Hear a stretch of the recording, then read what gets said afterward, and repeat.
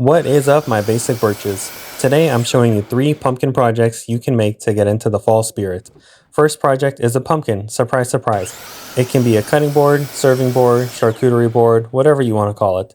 I'm making a board that's about 15 inches by 15 inches. My planer can only handle 13-inch boards, so here's how I get around that, and you can too. I plane each board separately to get them flat, and yes, I know planers don't make boards flat, they make them parallel, but that's besides the point. They're flat enough.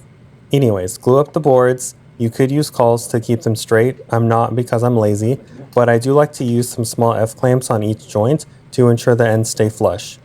Optional step, but you could come by like half an hour later and scrape off the glue before it fully dries, or just wait until it's fully dry and sand it all off. You'll only have to do some light sanding to clean up the glue line, and you'll still end up with a flat piece to work with. Okay, so it's like halfway done already, but I'm gonna be honest, I'm not really happy with it. It's all cherry, but this bottom piece is from a different board and the grain doesn't really match the rest of it. So I really only need a small piece down here. So I'm gonna cut that piece off, then cut the corner off, flip it around, then glue it back on. I hope that makes sense. Let me show you what I mean. Cutting off that end and then taking it to the bandsaw to cut the corner off. Now I can flip it around. I also cut that curve off so it's flat and easier to clamp up. A little sanding to clean up the glue, and I think it looks a lot better. Okay, now get the pumpkin shape traced out and then cut it out with a jigsaw or a bandsaw.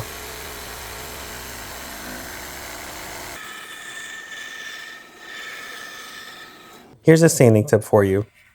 Draw all over your piece with the pencil, and when the pencil marks are gone, that's when you can stop sanding and move on to the next grit. I'm much happier with the grain at the bottom corner, so friendly lesson to you all. Don't be afraid to take a few steps back if you know the end result will be better. Would the average person even notice? I don't know, probably not. But I will, and I will always be my biggest critic. Finally, throw a finish on it. Classic cutting board finish is mineral oil and beeswax. And now we're ready for the next project. Next up, pumpkin coasters. Starting out with some cherry that's about 3/8 inches thick, and tracing out pumpkins roughly 4 inches by 4 inches. After they're all traced out, I cut them all out on the bandsaw.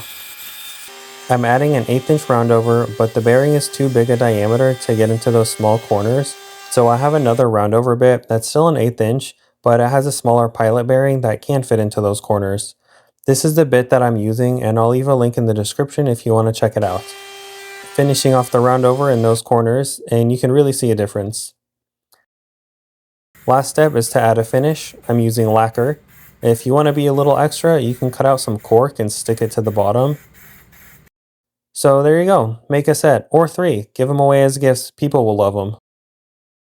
Last project is a napkin holder. I'm engraving a pumpkin outline on a piece of maple, then cutting it off with a second piece of equal size and using double-sided tape to attach them together. This way I can cut them out at the same time on the scroll saw. Drilling the pilot holes so I can cut out the insides. You don't have to cut it out like this. You could just have a solid pumpkin, but I like the see-through look. I'm using an Olsen No. 7 double-tooth blade, and it cuts clean enough that I don't need to do any sanding afterwards, which is good because I wasn't going to anyway. Once it's all cut out, separate the 2 pieces. Then glue on a spacer piece in between. All the pieces I used are 3/8 inches thick. The pumpkins are 5 inches long by 5 inches tall, and the bottom piece is 1.5 by 3.5 inches.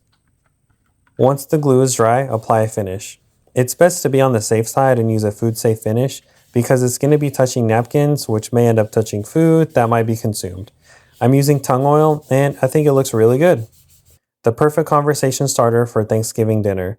But not me though. I'll be working, because with the crippling inflation in this economy, you need 2 jobs to chase the American dream. Anyways, thanks for watching. Always remember, don't be basic.